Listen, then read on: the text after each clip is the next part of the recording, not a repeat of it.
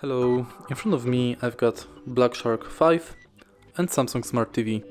In this video I'll show you how to cast screen from smartphone to TV using YouTube app. In the beginning, make sure that both devices are connected to same Wi-Fi.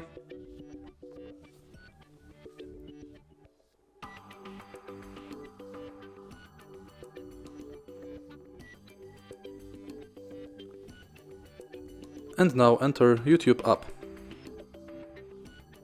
Tap the screencast button in the top of the screen and select your TV.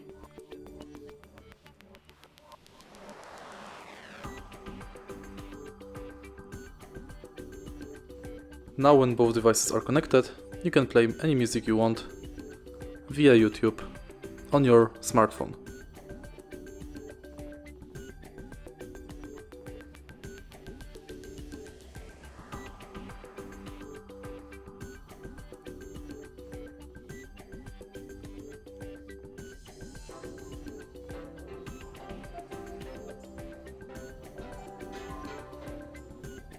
To disconnect devices, again press this button and select disconnect.